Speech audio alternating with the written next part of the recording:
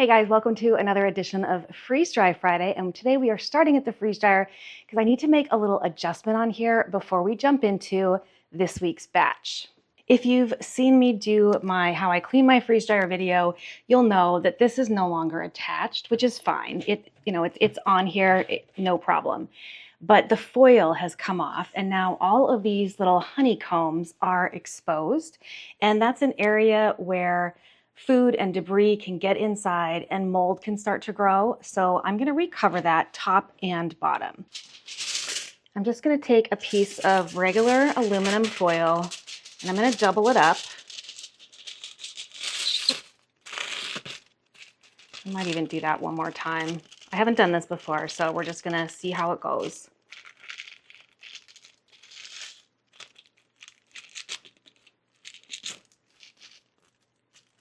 And now we're gonna wanna make that about the same length.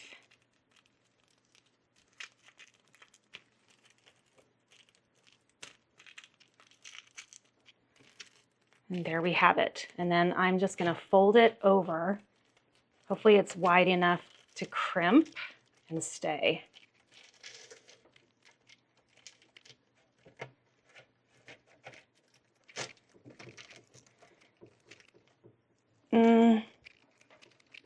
I might want to pull this out a little bit.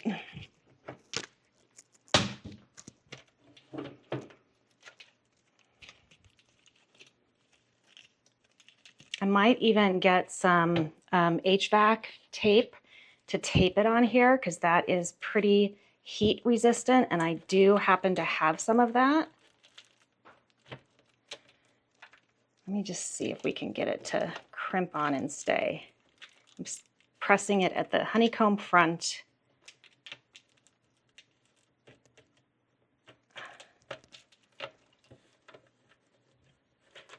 No.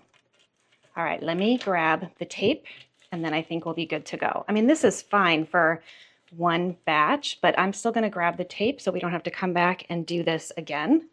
And I'm also gonna do the bottom. This has seen better days and it's dirty, so I'm gonna take this foil off and we're gonna tape on some new. Here's the tape. I got this at Home Depot. So this is good for cold as well as for heat. It's just HVAC tape. So I'm going to cut off. Well, I will measure. Okay. So I'm going to use a strip about this big and I'm going to cut it in half this way, one for the top, one for the bottom. And then this is a peel back tape. Very sticky, very metally. And I'm going to tape it top and bottom.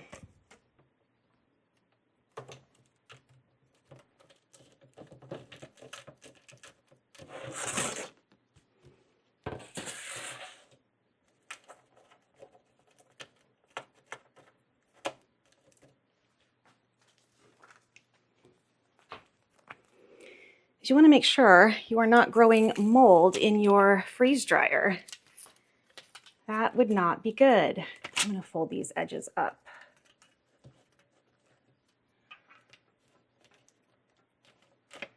Perfect.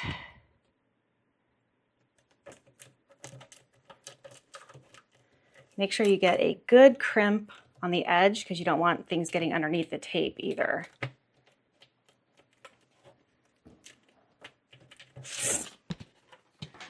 And voila, our honeycombs are covered.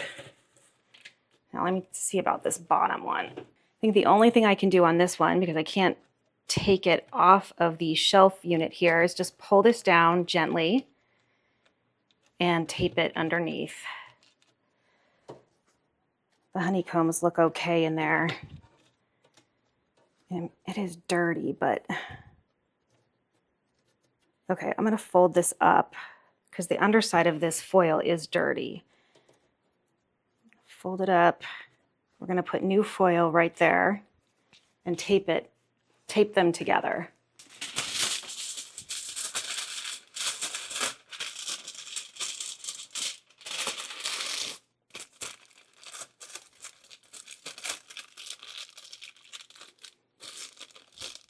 I'm not going to fold this one quite in half again so that I'm sure I can wrap it under the bottom.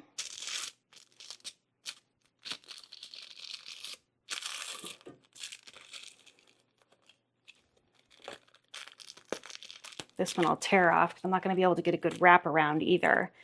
So if I tape this right here and then under, we should be good.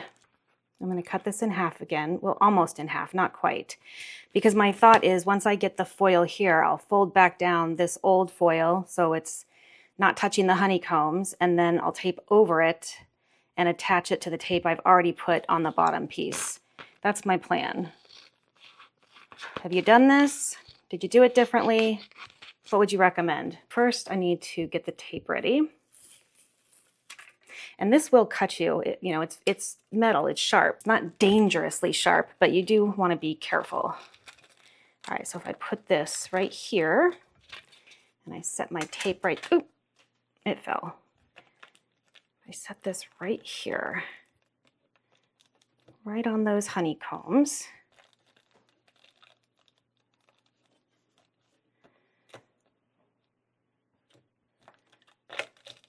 And then twist it back.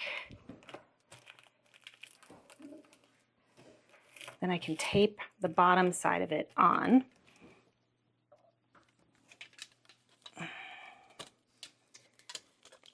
Like so. Oh, we got a sky hair on there.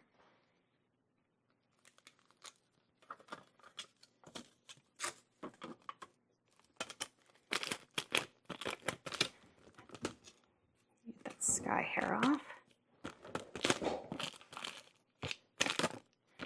All right, now if I put this back where it was and I push up on that tape, we should have a good... Okay, good, that's staying, that worked. And now my thought with this is to just do it in the front. I'm gonna tear off a lot of this foil, the ragged end pieces because they're dirty, but I can tape this to the top that's still clean and well secured.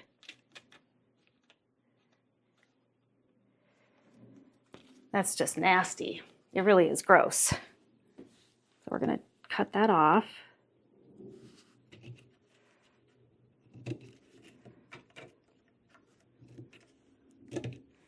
This is one thing I hadn't been looking for when I inspect and clean my freeze dryer. How about you? Is this something that you have been managing, cleaning?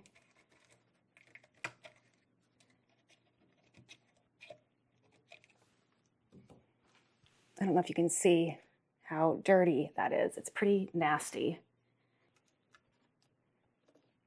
Now we can fold back over the part that's not bad. And that will actually help hold it on, but I'm still going to go over it with that last strip here.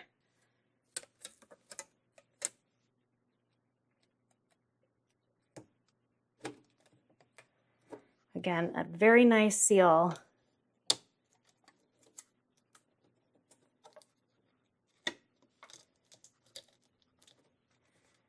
So that food particles don't get behind it. Perfect. I feel much better about that.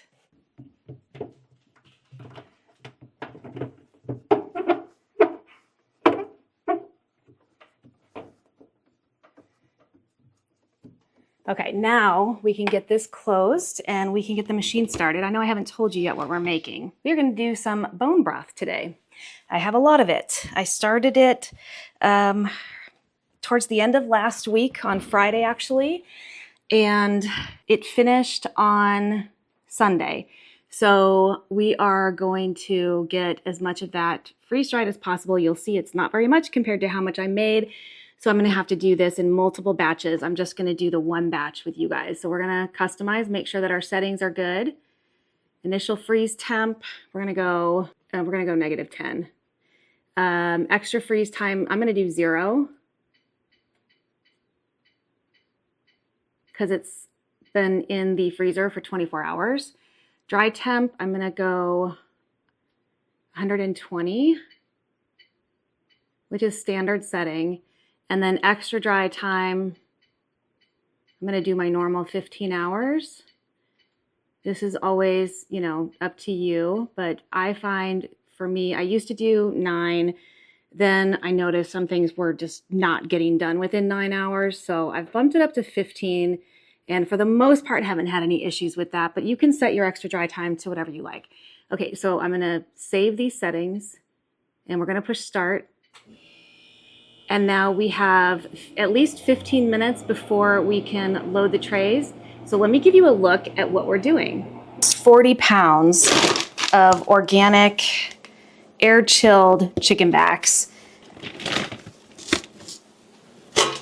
to accompany their homemade dog food. So all I'm gonna do now is I'm gonna fill this with water, and then we'll pour in some apple cider vinegar and get this going. And this is gonna go for 24 up to 48 hours. Once it's done, I will strain it. I will toss the bones, and then I'll refrigerate it so I can scoop off the fat cap that rises and solidifies on the top, so that the broth itself will be low fat for them. I'm not adding any salt, no additives. This is just plain old bone broth. So here is most of the yield from the batch of chicken back bone broth that I did.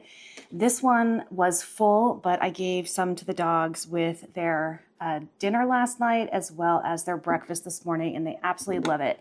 So this one I did pull the fat off, but as you can see, there's quite a bit of a fat cap, especially on this one, which is the first one that I poured. So all of this is fat that needs to come off. And the amount of fat gets just less and less as you go down the line. But there is sediment at the bottom of these. So I did pour these through a mesh strainer just to get all of the big stuff. And then they went into the refrigerator for overnight. So it's been, I don't know, maybe 15 hours now. And now I'm gonna do my second strain, which is going to take the fat out, but then also remove the rest of the impurities in here so that we are left with a very clean and appealing and nourishing and delicious bone broth. This is probably going to take multiple runs through the freeze dryer, but that's okay. I can, you know, just do one for now and more later. I'm gonna get as much of the fat off with my spider strainer as I can, and then the rest will get caught with the cheesecloth. There is just a lot of fat, especially in this first one. There was a lot of skin on that chicken. Plus, you know, the backs are dark meat, and dark meat is fattier than white chicken meat. Smells so good. This is like chicken gravy right here. All right, this is looking pretty good. There's just a very, very thin layer on top now. Almost nothing there. I'm just gonna wipe the bottom of this off with a paper towel, so I'm not putting more back in as I'm getting to the last bit here. It's not gonna be 100% fat-free, but it's gonna be close. Now, it's gonna drip more slowly as it gets to the bottom because of the sediment, the impurities that were at the bottom of my chilling container. So I'm gonna help it just by moving the sediment aside to let the rest of the broth drain down. And then I will rinse my cheesecloth and do the rest of the containers. I probably won't do the small last container. I'll probably just leave that as is because the dogs can enjoy that this week. We have some beautiful, clear bone broth now. So we started off in a 22 quart stock pot. That was, I'm gonna guess that was about maybe 12 to 15 pounds of chicken back carcasses. And then we filled it up with water, and it was almost full. So let's say 21 quarts. And it looks like we are right at the 12 quart end product mark, which is incredible. And one of the reasons I mentioned last Sunday in starting this project is I want the bone broth that does not have any additives in it, meaning no onions, no aromatics, nothing that can be harmful to the dogs, because onions will kill dogs. I wanted to keep that completely separate so there's no guesswork. So if it's freeze dried, I'll know that it's been fully defatted and there's no aromatics in it either. No spices, nothing. I think I'm gonna let that little bit of nastiness go. What I'm gonna do with this fat that we have skimmed off, there's quite a lot of it, but it is really just the fat with some broth mixed in. No impurities, because the impurities sank to the bottom and we only skimmed off the top. So I'm gonna save this, I'm gonna freeze it, and I'm gonna call this chicken fat gravy starter, because this just smells way too good to toss. And these were organic chickens. I just think it would be such a waste to throw that away, which is what I usually do. But I don't usually get this much. Those birds were they just all had skin on them. And normally when I do a chicken or a turkey, a poultry bone broth, it's been roasted first and eaten, and there's little to no skin. These birds had, or the chicken backs, had all the skin on it. So this is just so much fat. It would be a shame to throw it away. We got 6 nicely portioned, 2 scoops each, chicken gravy starter for the freezer, which is just a bonus of roasting that broth. Now, let's see how much of this 12 quarts of bone broth we can do per freeze dryer run. Normally, I would recommend, and do it myself, putting the trays in the freezer before loading them up, because it can be hard to transport liquid on trays to the freezer without spilling them. But my freezer is quite full and I'm not going to be able to get in there to do this. So we're just going to be careful. Now this is going to freeze dry down to powder, to nothing, which is why we have a lot to do. I'm only going to get through 1 this week, but in my in-betweens, I will get more of this fully processed. So we have a nice supply of bone broth powder to use for the dogs for sure, but for really any application. It's just clean, clear, no salt added, low-fat bone broth. And judging from the marks inside my stock pot here, that was about 2 quarts. Look at how beautifully clear that broth is. It's lovely.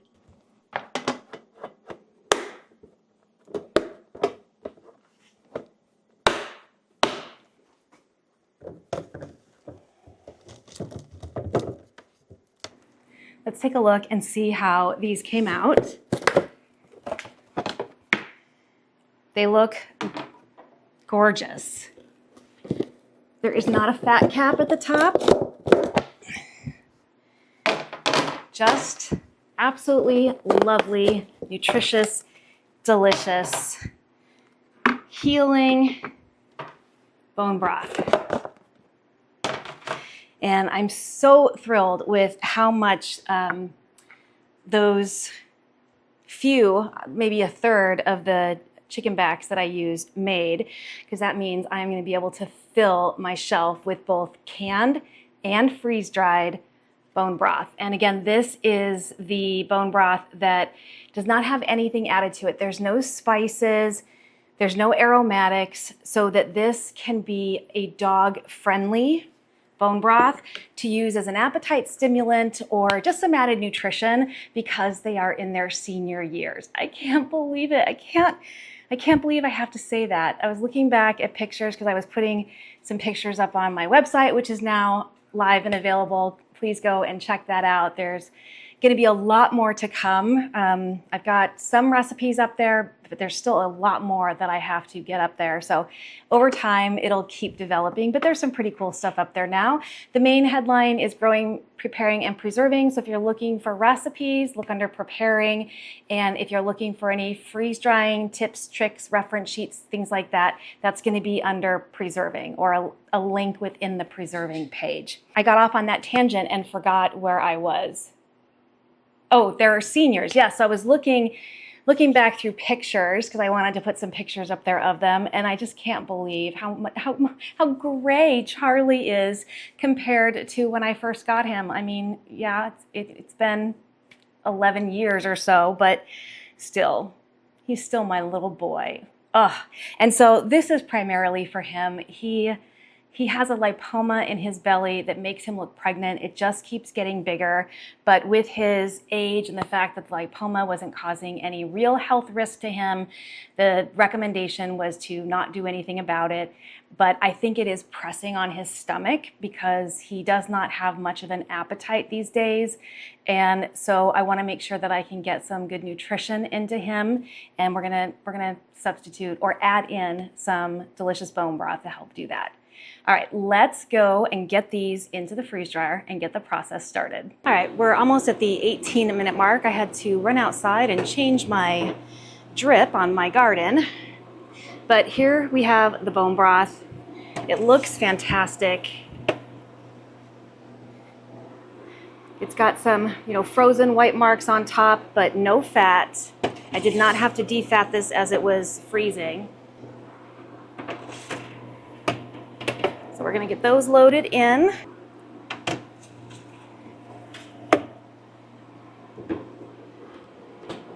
We're gonna close the drain valve.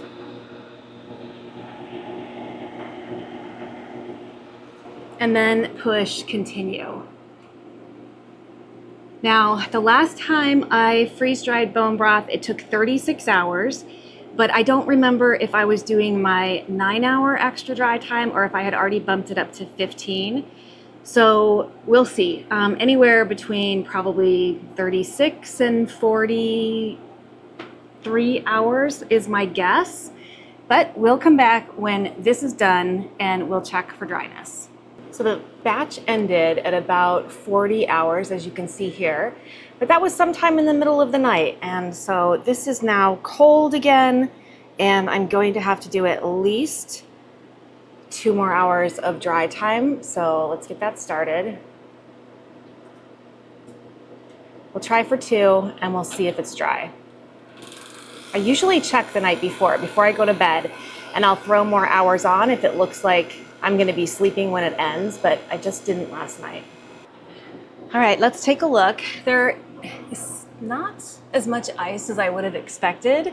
And there is, I'm not surprised because I've done broth before, but it is surprising how much is left on the trays considering you would think it's like almost all liquid, but apparently not. So let's open the drain valve so we can release the pressure and open the door.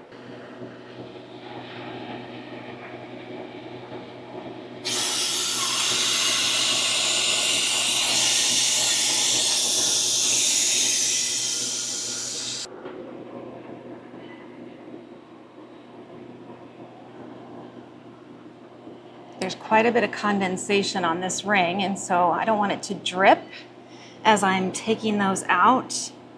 And so I'm gonna wipe it down a little bit before I open it and after.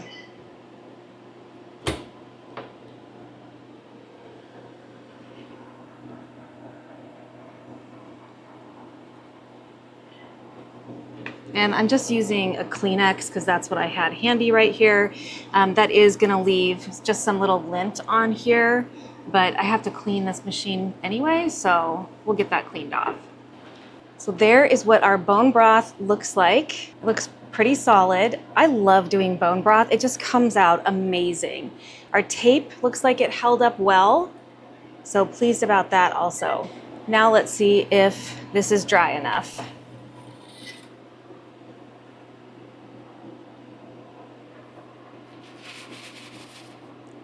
Oh yeah, that's dry.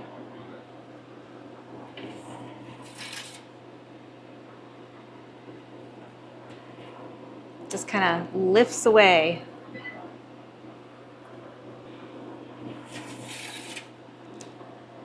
Okay, it does look like we have a tiny, tiny bit of fat up here on the top, so I am gonna wipe that down. There's not much, but I don't know if you can see that or not. I'll try to give you a better look and better lighting. But so far, this is the only tray that has some of that on it. Yep, there's none on this tray at all.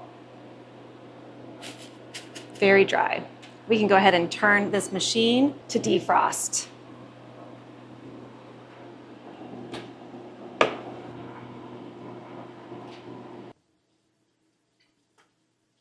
All right, so we have 4 beautiful trays of broth. This tray does have some tiny fat globules on it. I'm going to try to angle the light here so you can see. They're very small, but they are there. They're on top. So I'm going to try to wipe those off, but this is so fragile that they might just blend in which case I will use this, I'll cut this section out and I will use it first. But let's see if I can just get it wiped out. So I'm gonna use just a cloth napkin here. Oh, it's hard. It's definitely not soft. Maybe I can pick them out because they're just little round globules.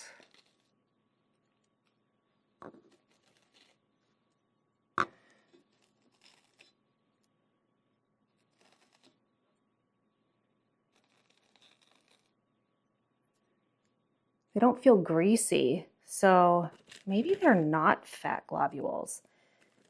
I think they are, but I don't know for sure.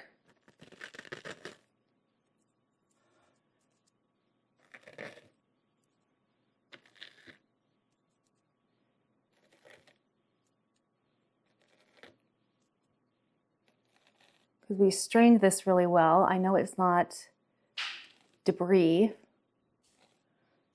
anything that was produced by making the broth other than fat.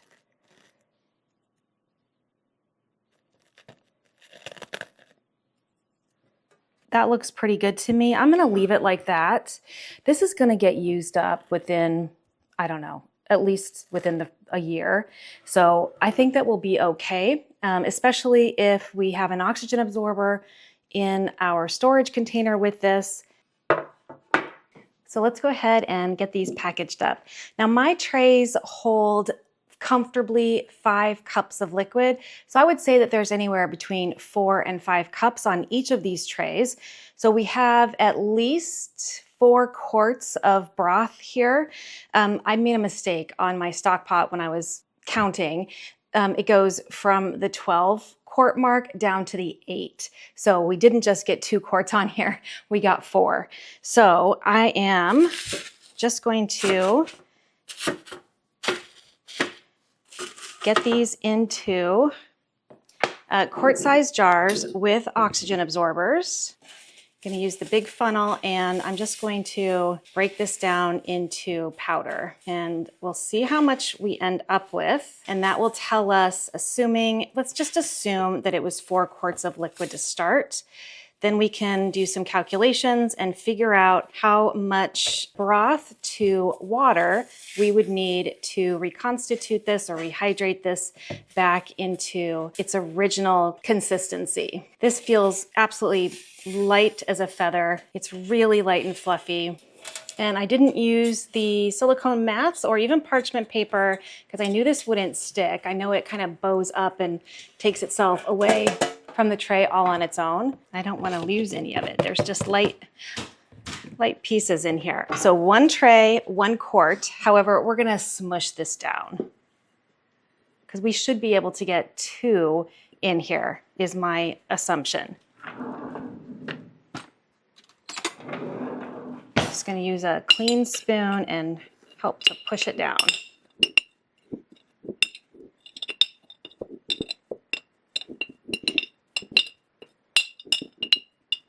Hi, Sky. She can smell it. All right, tray number 2.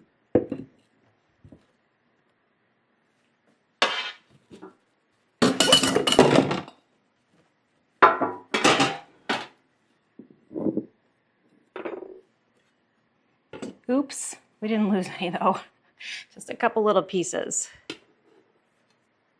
I probably should have used wide mouth jars. This funnel does not fit very well. I mean, it does, but it's not totally stable.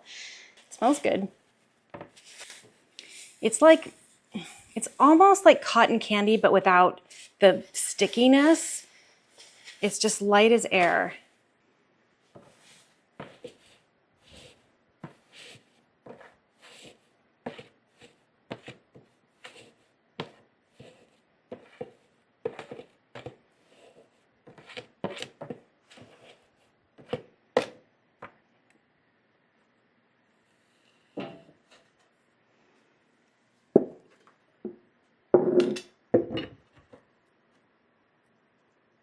I was able to get 5 more trays filled and 2 quarts for the fridge. And I still have a lot more broth to make. So we are gonna end up with a really nice supply of dog-friendly chicken bone broth. Get that one smushed down.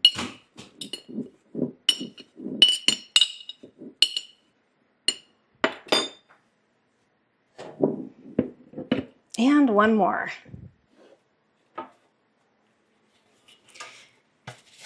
And I know I said I've earmarked these ones for the dogs, but I also mentioned I have a lot more to do. And bone broth is just so nourishing for your body. There's so much collagen in it, so many vitamins and minerals in it. It's really good when you're not feeling well. It's nice to just sip on it as a hot beverage. And of course, you can also add it to your cooking, anything that calls for broth.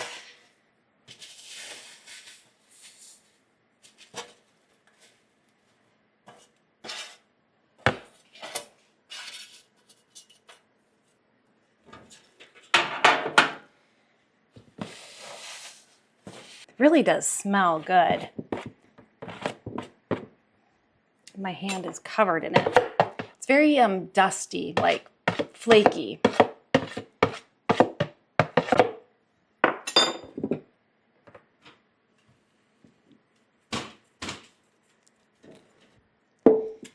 Nice, soft, pliable oxygen absorbers, so we know they're good.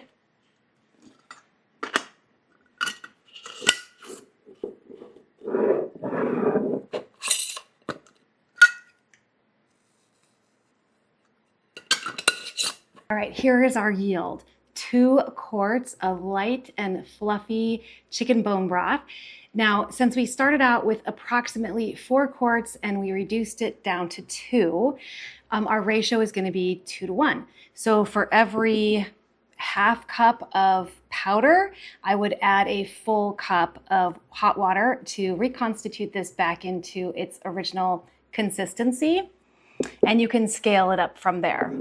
So I am absolutely pleased with how this turned out today. This is going to be a nice addition to my pet food rotation and also peace of mind having it on the shelf.